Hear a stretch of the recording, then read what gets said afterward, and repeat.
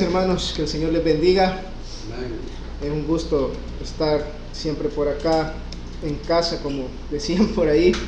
Agradezco al Señor que me concede esta oportunidad de poder compartir con ustedes su palabra.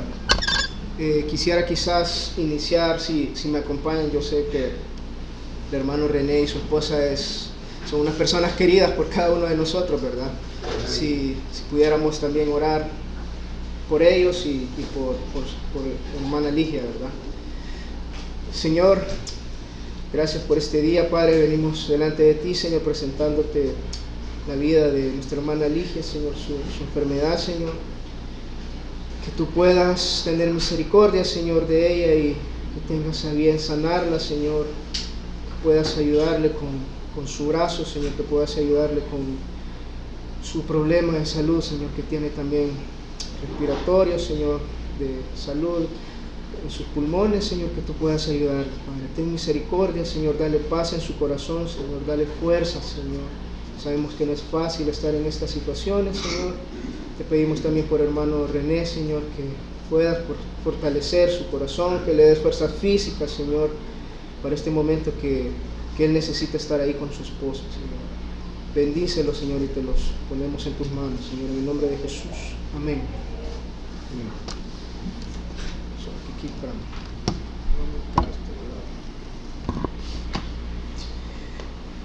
Este día ando un poco solo, pero ya va a venir mi esposa por ahí, que tenía una reunión en la iglesia, que la convocaron y no se vino conmigo, así que a mí Obi me dio ray, como dicen, ¿verdad? Entonces, pero ya los van a ver por acá. Permítanme, solo que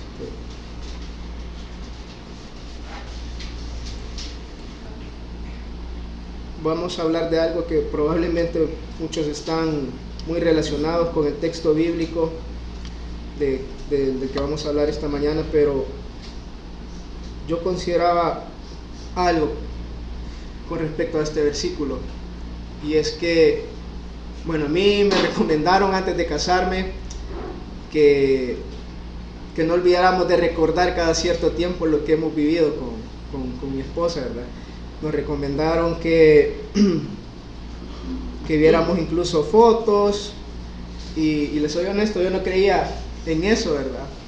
Pero cuando uno se pone a ver fotos de lo poco que ha pasado en estos 6 años, o lo mucho, realmente uno se traslada en el tiempo y recuerda, y le brota le brota algo en su corazón, esos bonitos recuerdos de ver a tu esposa, de verte a ti en una situación personal, en una situación X. Pero funciona recordar esos buenos momentos. Yo no sé si ustedes tienen esa práctica de recordar en ocasiones algunas cosas buenas. Bueno, hay cosas malas que no nos gusta recordar, pero esas cosas buenas que uno se pone a recordar a veces le cambian el ánimo en algunas situaciones. Entonces, esta mañana quiero que si me acompañan a Juan 3:16, pero antes de leerlo quiero decir algunas cosas sobre este versículo, ¿verdad? Este versículo es de los más conocidos y memorizados en el mundo. Probablemente todos los que están acá lo conocen de memoria. Si yo se los pregunto, lo pudieran decir sin ningún problema. Y este capítulo 3 de Juan está dentro de los 53 capítulos más importantes del Nuevo Testamento. Y eso que son en su totalidad 260 capítulos lo que hay en el Nuevo Testamento. Y este es uno de los más importantes. Incluso Martín Lutero designó como el Evangelio en miniatura este versículo. Por ahí lo tienen. Entonces ahora sí, leámoslo. Dice: porque de tal manera amó Dios al mundo, que dio a su Hijo unigénito, para que todo aquel que crea en Él no se pierda, sino que tenga vida eterna. Quisiera enfocarme primero en la parte que dice: porque de tal manera amó Dios al mundo. ¿De qué manera creen que Dios amó al mundo? Bueno, lógicamente ahí nos dice el texto, de una manera tal que dio a su hijo, ¿verdad? Su único hijo, para morir por nosotros, ¿verdad? Entonces yo un día de estos regañé a mi hijo, él lo ven de 4 años, pero ya hace sus cositas. Lo regañé, le llamé la atención y se enojó. Se enojó y se me quedaba viendo así algo enojado. Estuvo un momento sentadito, callado, y se me quedaba viendo. Yo le decía, ¿por qué te has enojado? Y bien natural le salió a decirme, ya no te amo, me dijo. Y yo, ok, le dije. Pero a mí no me causó realmente mayor problema, no se me rompió el corazón ni nada, no porque no lo ame y esté desamorado, sino que yo digo, es un niño. O sea, él probablemente no capta en su esplendor lo que es decirme esa frase, ya no te amo, ¿verdad? Pero a pesar de eso yo lo amo. Uno de papá ama a sus hijos independientemente lo que ellos hacen. Ese amor de padre es una pequeña comparación del amor que Dios tiene para con nosotros, ¿verdad? Porque Él me puede decir lo que quiera, pero yo no lo voy a dejar de amar. Él, digamos, puede hacer lo que quiera, pero yo no lo voy a dejar de amar. Uno de padre, uno aprende a ser el malo de la película y el bueno de la película. Es bueno cuando decimos sí a todo, cuando le damos permiso a todo. Es malo cuando les decimos no, cuando los regañamos y cuando no les damos lo que piden. Pero es nuestra labor de padre y nosotros siempre vamos a amar a nuestros hijos.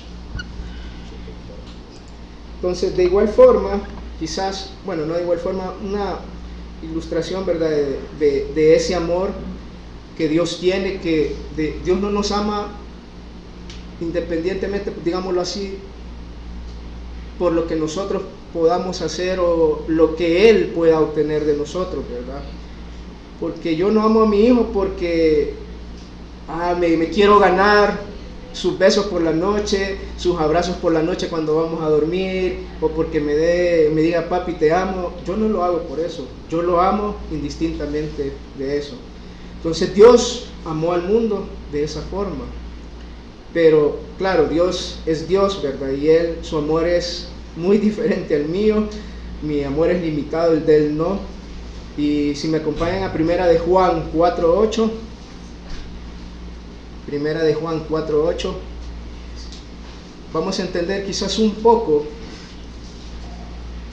cómo Dios es ese amor, ¿verdad?, que se da. Primera de Juan 4:8 nos dice, el que no ama no conoce a Dios, porque Dios es amor. Lo que quiero quizás enfatizar en este texto es que dice que Dios es amor.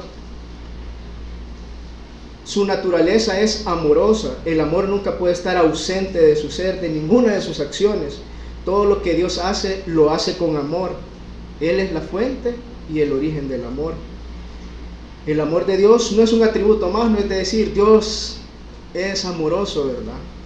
Él es amor, es su naturaleza, es su forma de ser.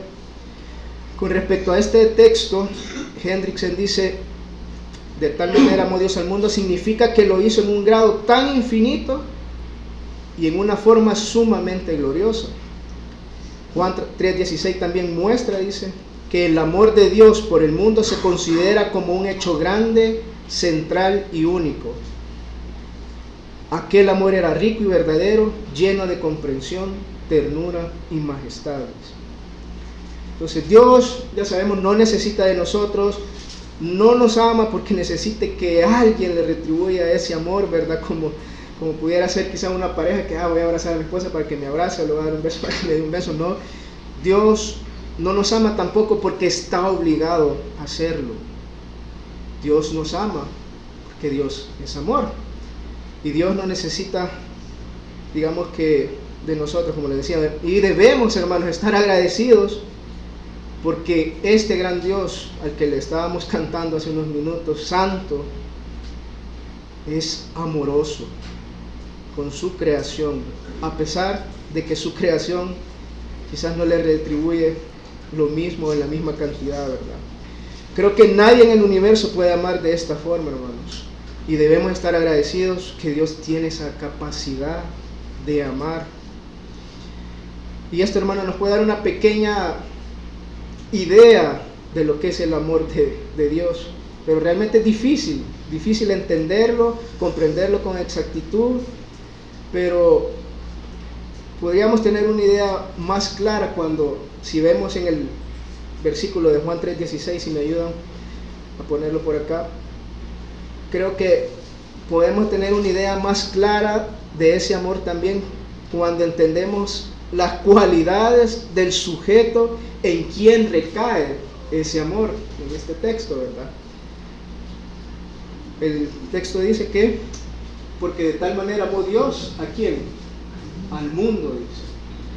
Entonces, Dios amó al mundo, pero esta palabra en este evangelio, mundo, creen que puede significarse, o muchos consideran que significa que Dios ama a cada una de las personas que está en el mundo.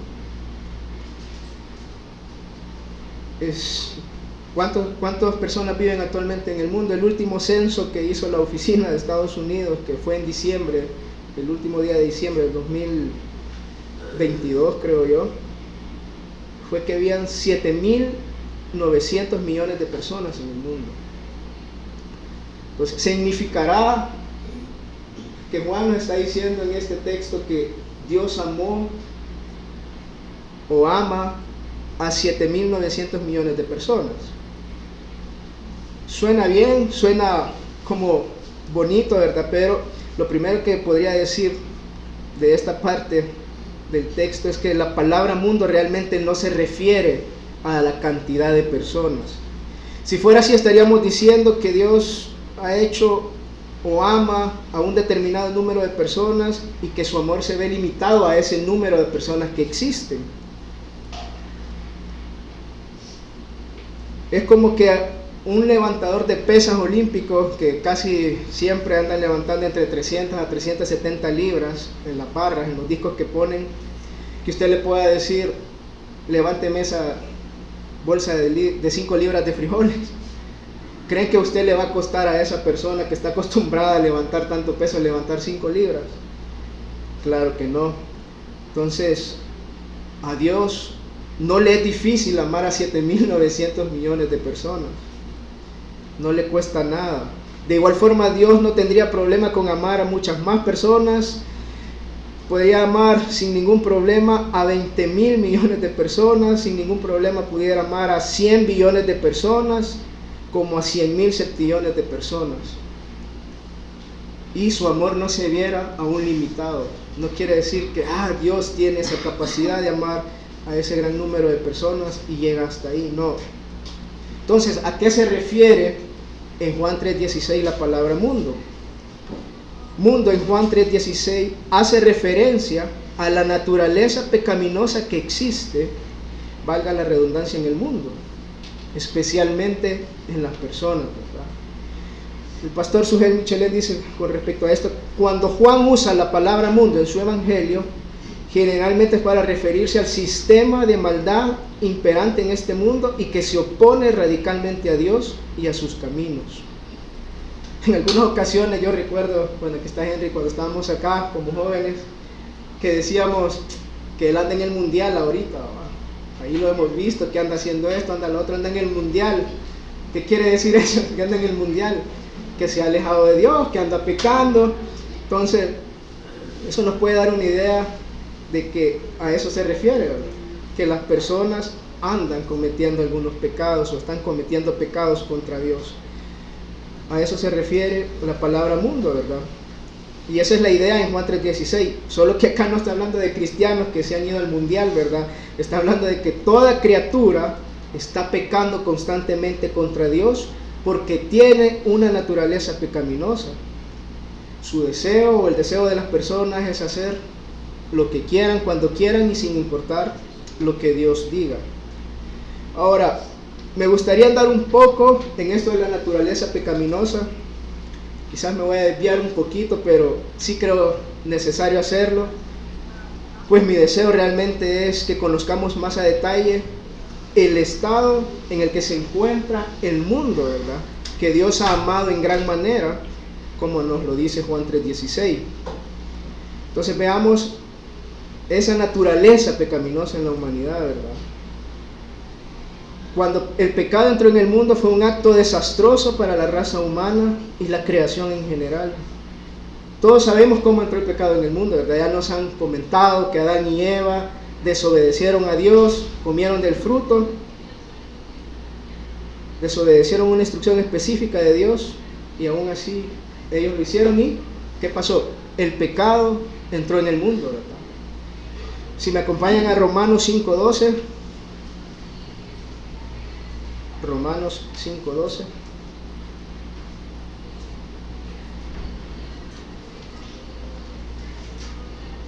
Dice Romanos 5:12: por tanto, tal como el pecado entró en el mundo por medio de un hombre, y por medio del pecado la muerte, así también la muerte se extendió a todos los hombres, porque todos pecaron, dice.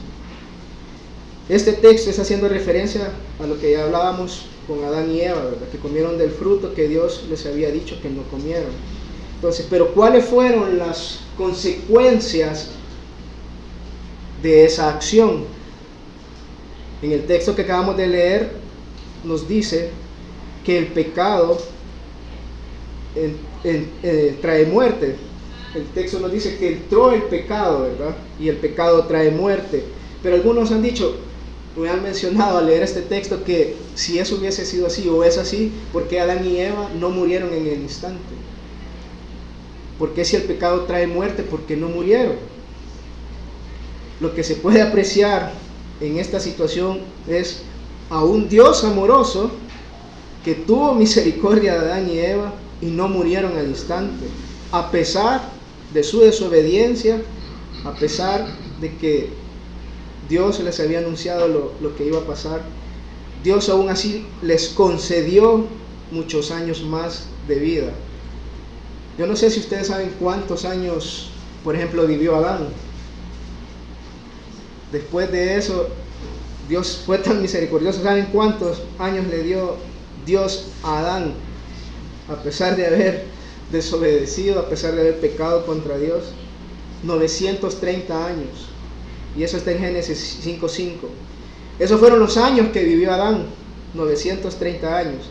De Eva no encontré el dato, pero se los veo. Entonces, no podemos dudar que el amor y misericordia de parte de Dios con uno de los causantes de la caída de la humanidad fue grande, porque le concedió 930 años más de vida. Pero también vemos en el versículo de Génesis 5:5, yo se los voy a leer, el total de días que Adán vivió fue de 930 años, pero dice algo, y murió. Entonces Adán murió, y esa experiencia de fallecer físicamente fue por causa del pecado.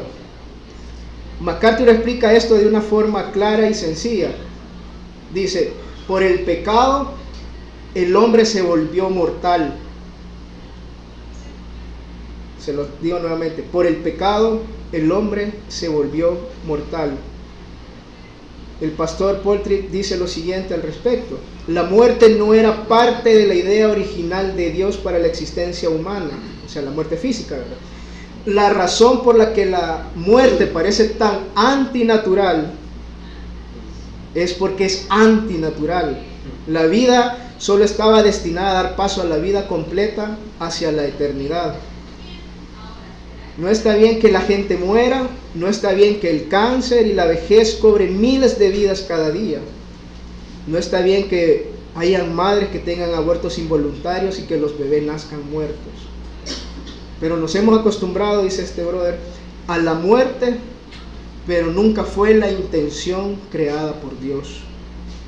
La idea de Dios era que Adán y Eva y todos sus descendientes, eso nos incluye a nosotros, naciéramos una vez y gozáramos de Dios sin pecado por toda la eternidad y sin la existencia de la muerte.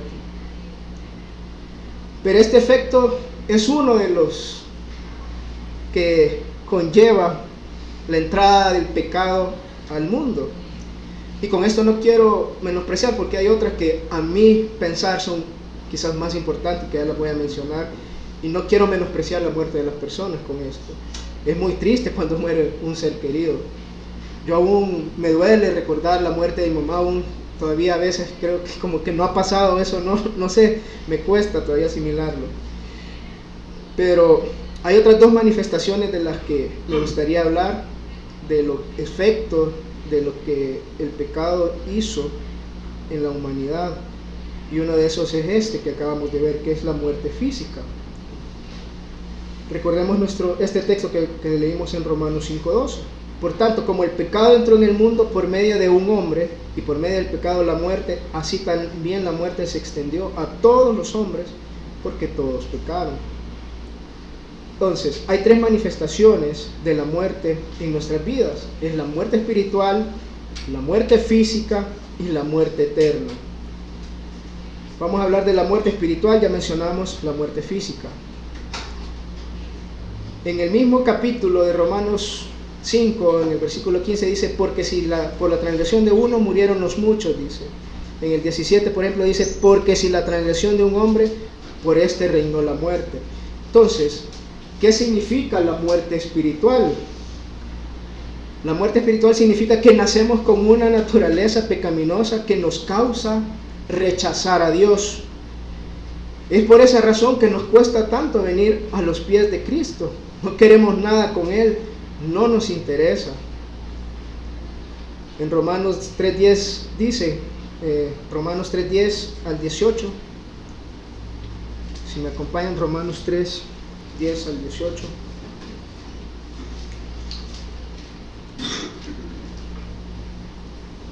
Como está escrito, no hay justo ni aun uno, no hay quien entienda, no hay quien busque a Dios. Todos se han desviado, a unas se hicieron inútiles, dice, no hay quien haga lo bueno, no hay ni siquiera uno. Sepulcro abierto su garganta, engañan de continuo con su lengua, veneno de serpiente hay bajo sus labios. Llena está su boca de maldición y amargura, dice, sus pies son veloces para derramar sangre. Destrucción y miseria hay en sus caminos, y la senda de paz no han conocido. No hay temor delante de sus ojos, dice. Esta es como una pequeña radiografía de lo que hay en el corazón del hombre y lo que hace un hombre, y lo hace porque tiene esta naturaleza pecaminosa. Hay una frase bien famosa, no sé si ya la han escuchado, que dice que los seres humanos no son pecadores porque pequen, sino que pecan porque son pecadores. Se lo voy a repetir. Los seres humanos no son pecadores porque pequen, sino que pecan porque son pecadores. Es decir, que nosotros cometemos pecado o hacemos pecados porque es nuestra naturaleza. Hay una palabra que a muchos no les gusta y es pecador. El término pecador suele ser muy ofensivo, no nos gusta que nos digan que somos pecadores, más cuando hay una persona a veces predicando en la calle, los buses, y va pasando uno, arrepiéntase pecador, casi que en el oído, ¿verdad? Pues no nos gusta, es una palabra que ofende, por así decirlo. Pero que Dios nos conceda entender esta mañana, hermanos, que Dios nos llama pecadores no por lo que hacemos, digámoslo así, sino porque hay una naturaleza pecaminosa en nuestro interior. Entonces, es esta naturaleza pecaminosa la que nos fue heredada por Adán y Eva y que nos mueve a hacer lo que a Dios no le agrada. Podemos considerar que no somos como otros, que pecamos quizás poquito, decimos, o no son tan inofensivos nuestros pecados como otros que sí, que allá andan haciendo esto, lo otro, aquí, allá. Pero hermano, independientemente usted considere que peque poquito o peque mucho, según la palabra, usted tiene una naturaleza pecaminosa.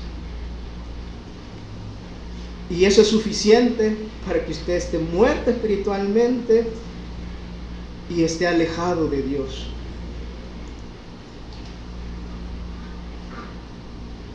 Si me acompañan a Romanos 1, 28, 32, del 28 al 32. Romanos 1, 28 al 32.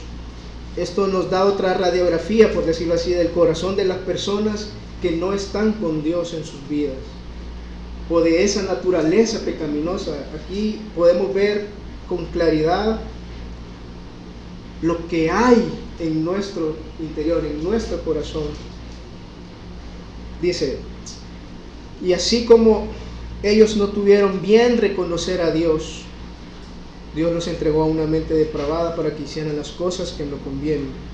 Están llenos de toda injusticia, maldad, avaricia y malicia, llenos de envidia, homicidios, pleitos, engaños y malignidad.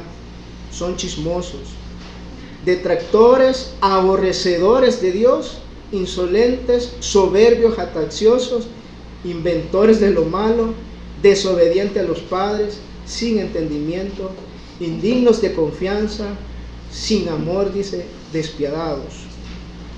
Ellos, aunque conocen el decreto de Dios, que los que practican tales cosas son dignos de muerte, no solo las hacen, sino que también dan su aprobación a los que las practican.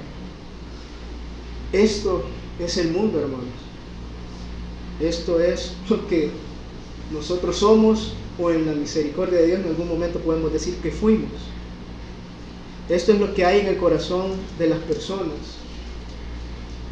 que no quieren reconocer a Dios. No queremos reconocer a Dios, que hay injusticia en nuestro corazón, hay maldad, hay avaricia, hay malicia. Somos envidiosos, somos personas en algunos casos que cometen homicidios, somos engañosos, somos chismosos, dice. Y dice incluso que sabemos las cosas que no le agradan a Dios y aún así las hacemos y motivamos a otros a que las hagan. Eso es lo que hay en el corazón de este mundo. Con respecto a este versículo, Henry dice, o esto que acabamos de leer, ellos constantemente intentaban ignorar la existencia de Dios, y como se afirma aquí en el versículo 28, lo consideraron como nada. Consideraron que no valía la pena prestarle atención a Dios y a su revelación, así que continuaron en su camino pecaminoso. Se refiere a las personas que estaba describiendo Pablo en este texto de Romanos, esas personas que no tenían temor de Dios, ni querían conocer a Dios, ni querían nada con Dios. Entonces, estar muertos espiritualmente significa que no tenemos el deseo de agradar a Dios, que no nos interesa en absoluto buscar a Dios. Incluso muchos optan por asegurar que no existe Dios. Y es nuestra naturaleza pecaminosa, esa naturaleza que significa que el pecado está en nosotros y se manifiesta en nuestras acciones, y a causa de ese pecado el hombre está separado de Dios. Moisés nos dice que por su desobediencia Adán fue expulsado del huerto. El profeta Isaías le anunció a Israel: vuestras iniquidades han hecho separación entre vosotros y vuestro Dios. El apóstol Pablo también le dijo a los romanos, como lo estábamos leyendo en otro versículo, de la separación del Señor con estas personas en Roma, porque todos pecaron y no alcanzaron la gloria de Dios, les decía. Entonces, la mala noticia puede ser entonces que somos pecadores, que estamos alejados de Dios y enemistados con Dios por nuestra naturaleza pecaminosa. Ustedes pueden decir, pero yo no veo a Dios como enemigo, pero el simplemente hecho que usted viva de una forma en que no le interese lo que Dios diga al respecto, o que viva al margen de Dios, porque puede ser que a mí me caiga mal alguien y yo no me meta con esa persona. Así puede pasar con la humanidad. No aman a Dios o odian a Dios de alguna forma, aunque no se metan con Él directamente, pero esa es la naturaleza, ¿verdad? Y esto no es porque Dios así lo haya decidido, no es lo que Dios ha querido que el hombre sea, el hombre y mujer, ¿verdad? Toda su naturaleza. Esto pasó por la desobediencia del primer hombre, que es Adán. La raza humana representada en Adán y Eva le dio la espalda a Dios cuando le desobedecieron, pues desearon más ser como Dios que obedecerle y valorar todo lo bueno que Dios les había dado y les había provisto en el Edén. Dios le había dado todo a Adán y Eva. Si ustedes leen todo lo que Dios había hecho y se los puso a ellos, se los dio a que ellos manejaran lo que Dios había creado, pero ellos le dieron la espalda a Dios. Y la serpiente fue astuta, ¿verdad? Si me acompañan a Génesis 3, 4, 6, del 4 al 6. Génesis 3, del 4 al 6.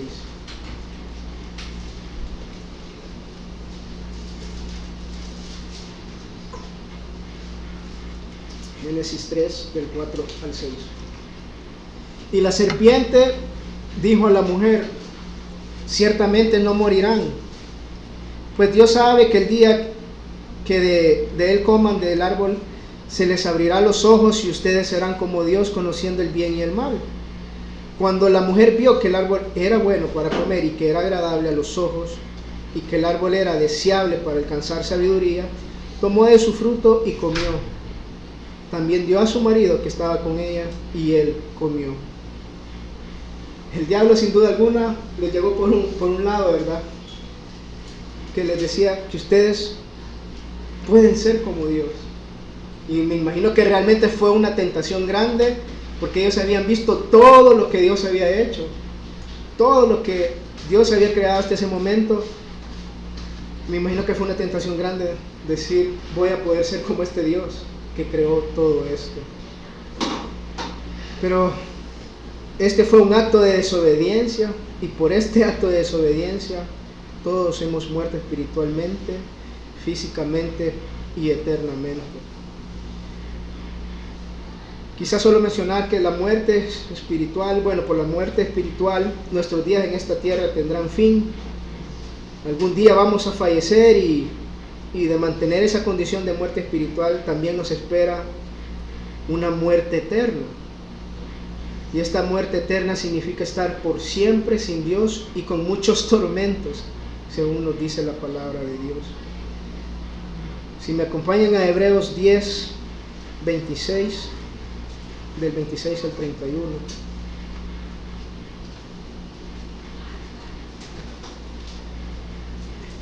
Hebreos 10, 26 al 31. Iba a pedirle a algún hermano que me apoyara, pero quiero leerles esta versión realmente de la NTV, aunque pueden verla aquí, la que ustedes tienen, porque me gusta la claridad con lo que esta versión lo explica esto. Hebreos 10 del 26 al 31. Dice: queridos amigos, dice, si seguimos pecando a propósito después de haber recibido el conocimiento de la verdad, ya no queda ningún sacrificio que cubra esos pecados. Solo queda la terrible expectativa del juicio de Dios y el fuego violento que consumirá a sus enemigos. Pues todo el que rehusaba obedecer la ley de Moisés era ejecutado sin compasión por el testimonio de 2 o 3 testigos. Piensen pues cuánto mayor será el castigo para quienes han pisoteado al Hijo de Dios y han considerado la sangre del pacto, la cual nos hizo santos, como si fuera algo vulgar e inmundo, y han insultado y despreciado al Espíritu Santo que nos trae la misericordia de Dios, pues conocemos al que dijo: yo tomaré venganza y yo les pagaré lo que se merecen. También dijo: el Señor juzgará a su propio pueblo. Es algo aterrador caer en manos del Dios vivo, dice. La muerte espiritual nos trae muerte física, pero también una muerte eterna.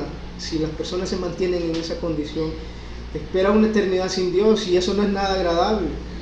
Hay muchos textos que mencionan en la Biblia que es un lugar de tormento, y no va a ser hasta que usted pague sus pecados, por así decirlo. Dice que va a ser por toda la eternidad. Ahora volvamos a nuestro texto de Juan 3:16. Porque de tal manera amó Dios al mundo, la parte que estábamos viendo. Con lo que hemos mencionado del pecado, quizás podemos tener ahora una idea más amplia de esta palabra que Juan está ocupando acá, el significado que Juan le da a mundo en este capítulo 3 y versículo 16. Entonces, como decíamos, no está hablando de cantidad de personas, está hablando del estado espiritual del mundo.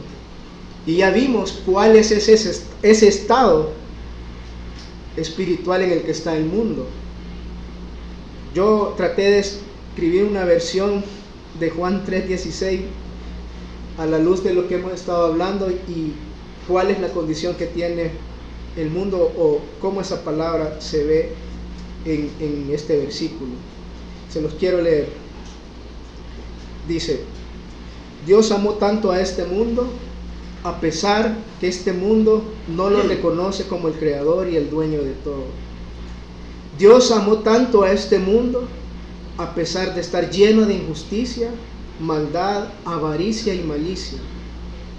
Dios amó a este mundo a pesar de ser un mundo lleno de envidia, de homicidios, pleitos y engaños. Dios amó tanto a este mundo a pesar que es habitado por sus detractores, las personas que lo aborrecen, personas insolentes, soberbias, jactanciosas, inventores de lo malo y desobedientes a los padres. Dios amó tanto a este mundo a pesar que es un mundo despiadado. Dios amó a este mundo a pesar que este mundo sabe lo que no le agrada a Él y ellos lo practican e incitan a otros a practicarlo. Esta es la idea de la palabra mundo en Juan 3:16. Esto nos muestra que a pesar que el mundo es un lugar de maldad imperante y que se opone radicalmente a Dios y a sus caminos, Dios le ama. Dios ama a este mundo a pesar de que las primeras personas que Él creó en el Edén le dieron la espalda porque prefirieron creerle a la serpiente que obedecerle a ese Dios que les había creado todo un mundo y les había concebido la vida. Un teólogo muy reconocido llamado Benjamin Warfield dice sobre esto que mundo en este versículo no es un término de extensión sino de intensidad. Su connotación primaria es ética y el punto de esta palabra al ser usada no es para sugerir que el mundo es tan grande que necesita mucho amor para abrazarlo todo, sino más bien que este mundo es tan malo que necesita un gran tipo de amor para amarlo. Y ese amor realmente solo lo puede dar nuestro Señor, como vimos. Creo, hermanos, que solo el infinito amor de Dios tiene la capacidad de amar una maldad tan grande. Entonces veamos la siguiente parte de nuestro texto de Juan 3:16. Ya vimos porque de tal manera amó Dios al mundo. Veamos ahora ese amor ya visualizado o materializado en este hecho tan grande que fue que dio a su Hijo unigénito, para que todo aquel que cree en Él no se pierda, sino que tenga vida eterna. En esta parte dice que Dios dio a su Hijo unigénito, para que todo el que cree en Él no se pierda, sino que tenga vida eterna y no esté en esta vida de muerte de la que ya hablábamos. Entonces Juan 3:16 no solo nos indica que Dios tiene una gran capacidad de amar, no solo nos indica que nos ha amado o que ha amado a un mundo completamente lleno de pecado y volcado contra Él. Juan 3:16 también nos enseña que Dios nos ha provisto un Salvador que nos puede salvar de los efectos de la muerte, esos efectos que introdujo el pecado en las personas. Hace poco hablábamos con Ovidio, que veníamos de camino, que nuestro hijo se había enfermado, le dio salmonela, fue verdad, ¿no? Salmonelosis. Gracias a Dios solo tuvo más que todo fiebre, quizás hizo de alguna forma, digámoslo así, diarrea 2 asientos, como dicen los doctores, o no sé cómo le dicen acá, pero gracias a Dios fue sobre todo la fiebre que él tuvo y en la noche. No sé por qué a los niños siempre les da fiebre en la noche. Entonces, como que los padres tienen que estar ahí desvelándose. Entonces con mi esposa hacíamos turnos porque fueron 7 días, no sabíamos cuántos iban a ser, pero estuvimos esos 7 días turnándonos porque le dieron fiebre de 38.5 y no le bajaban, y ahí estábamos con compresa, un día mi esposa, un día yo, ahí estábamos y no podíamos dormir porque nos daba miedo que la fiebre se le volviera a venir y se le subiera a un punto que sabemos que pueden ellos colapsar, ¿verdad? Entonces fueron tiempos difíciles, pero mi esposa y yo lo hicimos con amor, ¿verdad? Porque amamos a nuestro hijo. Sabíamos que él necesitaba que estuviéramos ahí. Pero a pesar de ese gran amor y ese gran sacrificio que yo pude hacer por él, porque créanme, es un poco, digámoslo así, sacrificial, porque uno llega del trabajo, llega a ver cosas a la casa, aquí y allá, y todavía tiene que estar en la noche atendiéndolo, pero es ese amor que lo mueve a uno a estar en esos momentos que él lo necesita. Y mi amor no es perfecto, mi amor es imperfecto realmente, porque hay días que, les soy honesto, yo quiero llegar a mi casa, quiero sentarme, encender la tele y descansar, pero me toca llegar a mi casa, estar con mi hijo, porque cuando uno llega quiere estar con uno, repasar cosas de la escuela, y uno a veces realmente no lo quiere, y eso es una muestra que mi amor realmente no es puro, ¿verdad? Con él, porque a veces quisiera hacer mis cosas realmente, y eso es lo que nos pasa a las personas. Pero en Juan 3:16 vemos el acto más grande de amor que puede existir, un amor que no es fluctuante como el mío, lo que Dios, el creador de todo lo que existe, dice, dio a su hijo para ¿qué? Para morir realmente por personas que ni siquiera le quieren reconocer, que ni siquiera le aman. Hoy estábamos hablando, de hecho, con Henry en la mañana, que él vio en un libro de Claudia Lars, decía, ¿verdad, Henry? ¿Qué fue lo que mencionabas? Que los ángeles no podían creer que Jesús estaba encarnando. Pues imagínense, porque realmente es sorprendente que Dios haya dado a su único hijo, que lo enviara para morir por un mundo que es como lo que acabamos de ver, un mundo que es todo lo contrario, que lo aborrece, que no lo ama, que busca más el pecado. Realmente esa es una muestra de amor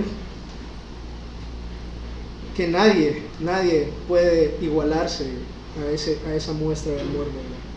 Pero entonces, ¿por qué fue necesario que Dios enviara a su único hijo a morir? Si me acompañan a Génesis 3:21. Génesis 3:21.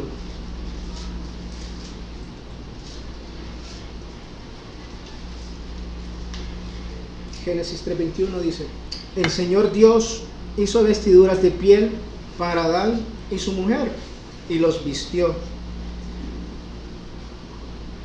Dios venía anunciando, en este versículo podemos ver lo que Dios haría para salvar al mundo del pecado. Para salvar al mundo del pecado que Adán y Eva acababan de introducir en ese momento por su desobediencia. Como vimos, Dios tuvo misericordia y le dio larga vida a Adán, pero estas vestiduras de piel indican que alguien murió. Por lógica, es un animal, ¿verdad? Un inocente animal murió para cubrir la desnudez de Adán y Eva, cuando ellos eran los que debían de haber muerto. Entonces, un animal tuvo que ser sacrificado para sacar estas pieles, y esto indicaba que Dios iba a dar muerte a un sustituto para salvar a los pecadores. Esta idea es visible y se ve más representada en los sacrificios que hacían para el perdón de pecados. En un tiempo de la historia de la humanidad, las personas sacrificaban animales para pedirle perdón a Dios por sus pecados. Y uno de estos animales más utilizados eran los corderos. Habían varios tipos de animales que se utilizaban, pero los corderos eran los que más se usaban. Las personas simbólicamente ponían las manos sobre la cabeza del animal que iban a matar y con esto hacían una transferencia simbólica de sus pecados al animal, digamos en este caso al cordero, y después el animal era sacrificado y los pecados de estas personas eran perdonados. Pero Jesús, el Hijo de Dios, sería ese cordero que daría su vida por los pecadores.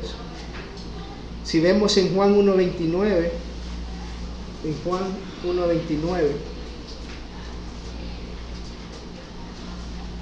cerca del texto que estamos viendo, Juan 1:29 dice: al día siguiente Juan vio a Jesús que venía hacia él y dijo: ahí está el Cordero de Dios que quita el pecado del mundo. Ahí está el Cordero de Dios que quita el pecado del mundo. La sustitución trae consigo una garantía, y esa garantía es que el pecado, nuestro pecado, nunca más será reconsiderado. Fue perdonado en su totalidad. Todo el castigo que merece mi pecado ha sido cumplido totalmente en el castigo sustituto, es decir, en Jesús. Si me acompañan a Isaías 53, del 1 al 6. Isaías 53, del 1 al 6.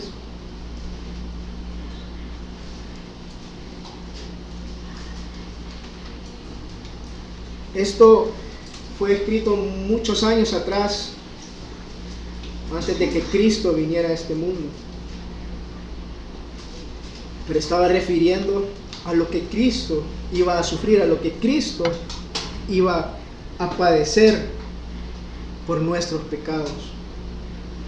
Isaías 53 del 1 al 6 dice: ciertamente Él llevó nuestras enfermedades y cargó con nuestros dolores.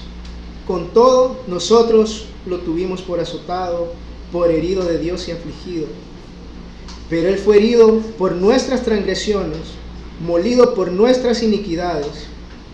El castigo por nuestra paz cayó sobre Él, y por sus heridas hemos sido sanados. Del 1 al 6. Del 5 al ok, perdón. Entonces, todos nosotros nos descarriamos como ovejas, nos apartamos cada uno cual por su camino, sería el 5 al 6, su camino, pero el Señor hizo que cayera sobre Él la iniquidad de todos nosotros. Jesús fue nuestro sustituto, Él fue el Cordero de Dios que vino a quitar el pecado del mundo. Una de las cualidades de estos corderos que eran utilizados en este tipo de sacrificio, por llamarlo así, es que tenían que ser sin defecto, no tenían que tener ninguna imperfección. ¿A qué se refiere? A veces salían animalitos o corderos, digamos, con una pata panda, sin un ojo, con alguna imperfección de algún tipo, alguna deformación. Esos corderos no podían ser utilizados para este tipo de sacrificios o de ofrendas a Dios. De igual forma, Jesús fue ese cordero sin defecto. Jesús no tenía pecado, en Él no había pecado. Por eso nadie más ni nosotros mismos podemos hacer nada porque la naturaleza pecaminosa de nuestro corazón salga. Por más que usted venga a la iglesia, por más que usted se vaya gateando, se vaya de rodillas, se dé golpes de pecho, lo que usted quiera, por más que usted haga, no puede hacer nada para quitar esa naturaleza pecaminosa.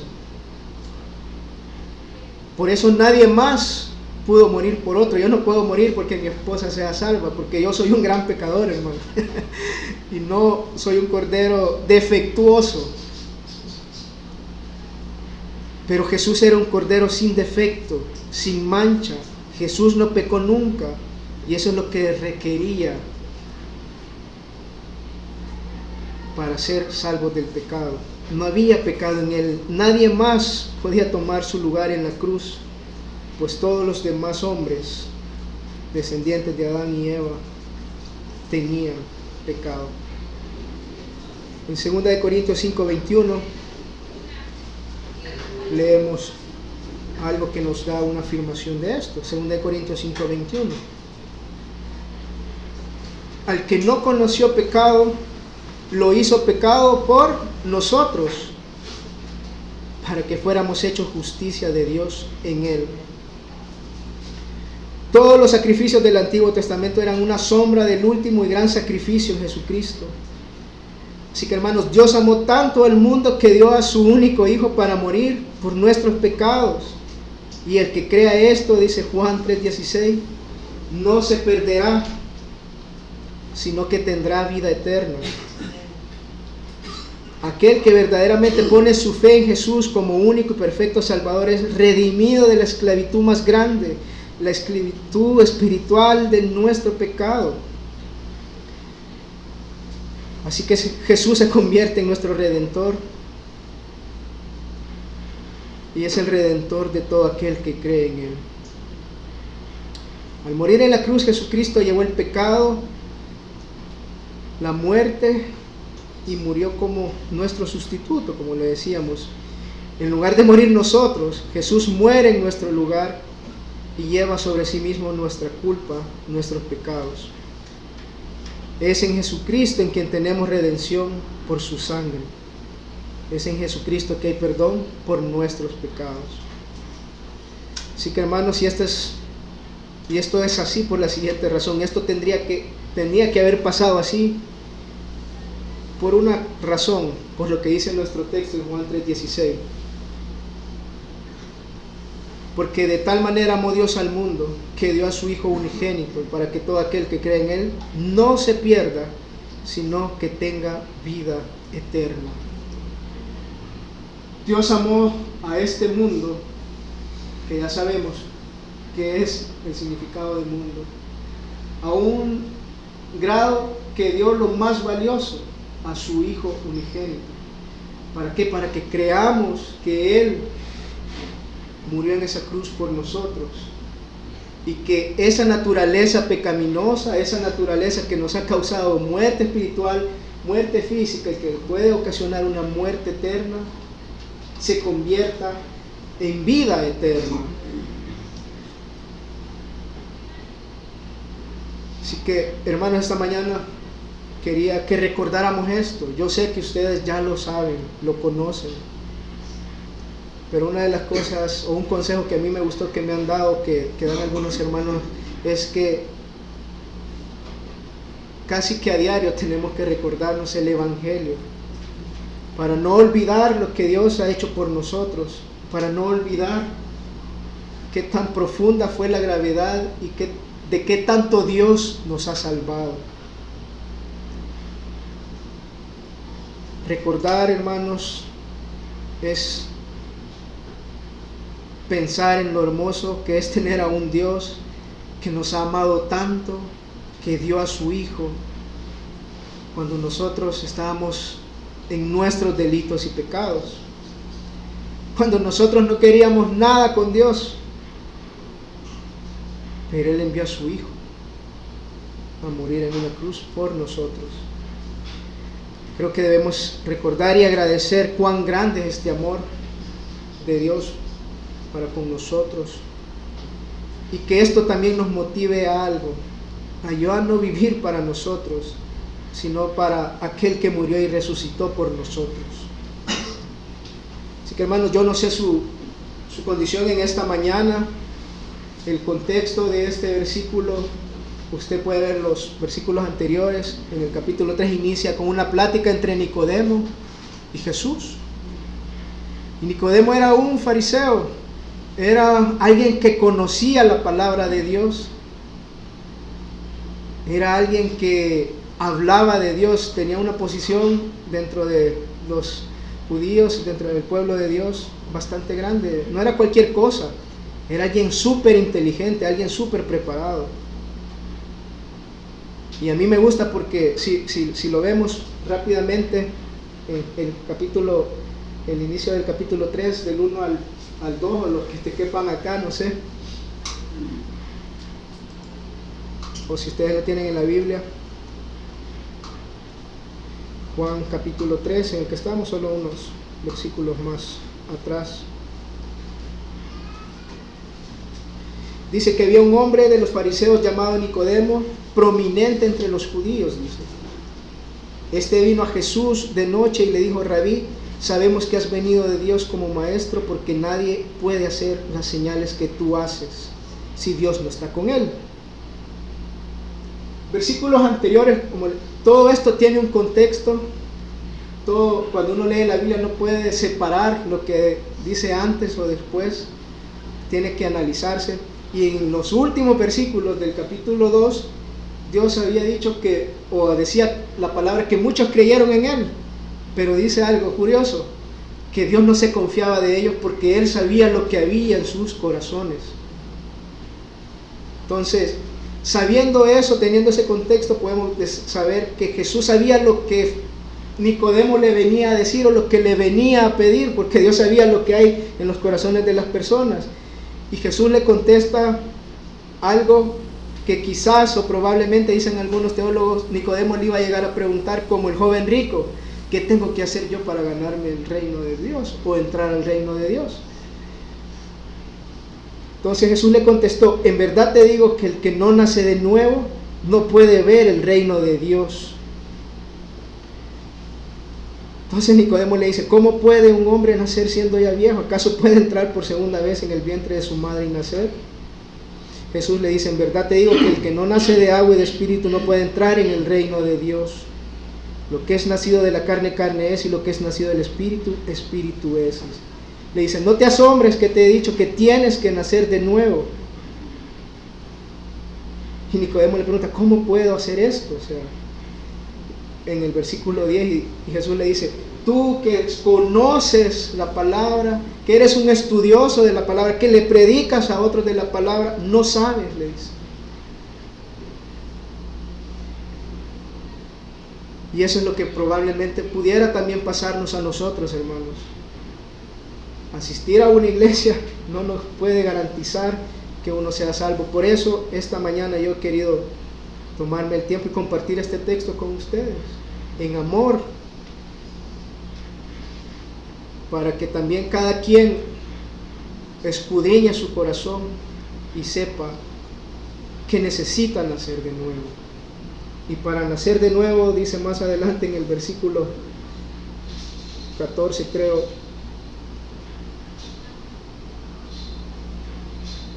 desde el 13 le dice: nadie ha subido al cielo sino que aquel que bajó del cielo, es decir, el Hijo del Hombre que está en el cielo. Y como Moisés levantó la serpiente en el desierto, así es necesario que sea levantado el Hijo del Hombre, para que todo aquel que crea tenga en él vida eterna. Y aquí viene nuestro texto: porque de tal manera amó Dios al mundo que dio a su Hijo unigénito, para que todo aquel que crea en él no se pierda, sino tenga vida eterna. Que le está diciendo Jesús a Nicodemo con esto que tiene que ser levantado, es que Jesús tenía que venir a morir en una cruz.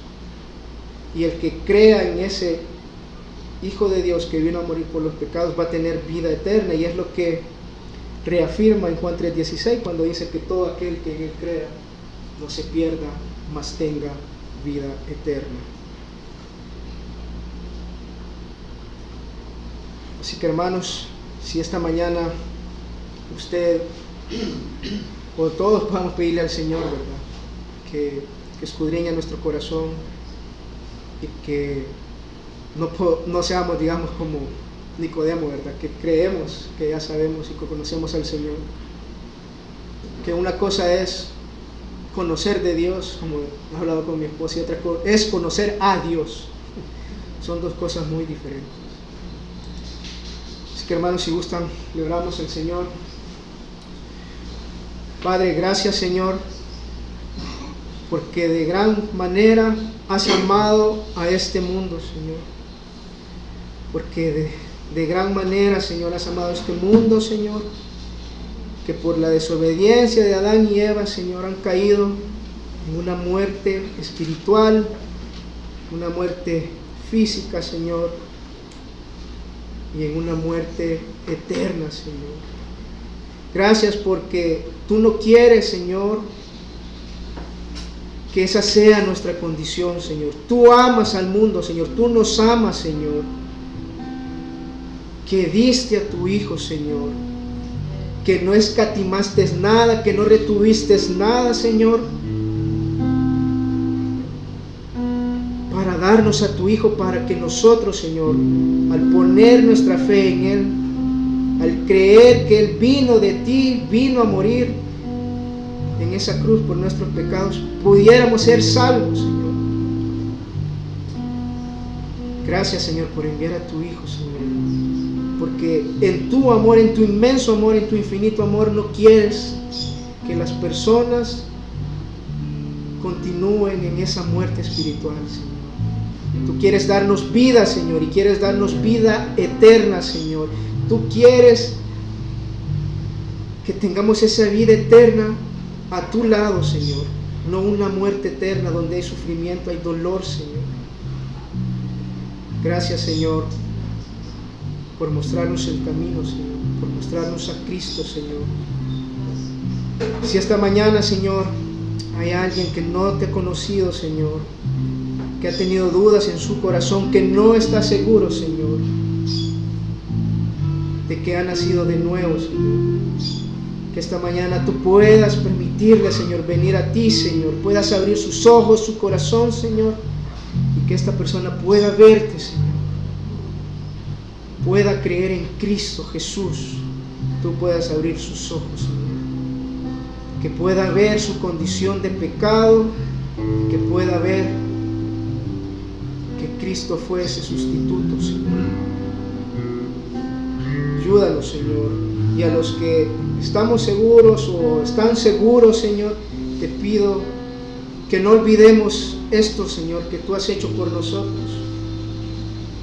que en nuestro corazón siempre esté presente eso que tú has hecho y de lo cual tú nos has librado, que no es cualquier cosa, Señor. Tú nos has librado de la muerte espiritual, Señor, nos has librado de la muerte eterna, Señor, que podamos estar agradecidos, Señor, que haya mucho agradecimiento en nuestro corazón por la obra que tú has hecho, Señor, porque nosotros sin merecerlo, Señor, tú lo has hecho, Señor. Gracias, Señor, por tu misericordia y que podamos vivir para ti, Señor, que nos veamos motivados a vivir por ti, para ti, por lo que tú has hecho, Señor. Tu palabra dice que no te amamos nosotros a ti, Señor, sino que tú nos amaste primero, Señor. Que por ese amor que tú nos has dado respondemos a ti, Señor, que podamos responder todos los días, Señor, a tu amor y tu misericordia para con nosotros. Gracias, Padre, en el nombre de Jesús, Señor.